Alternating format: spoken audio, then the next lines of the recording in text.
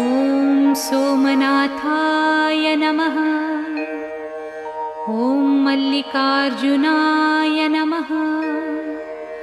ॐ महाकालेश्वराय नमः। ॐ ओंकारेश्वराय नमः।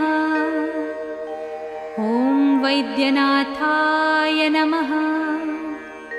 ॐ भीमशङ्कराय नमः।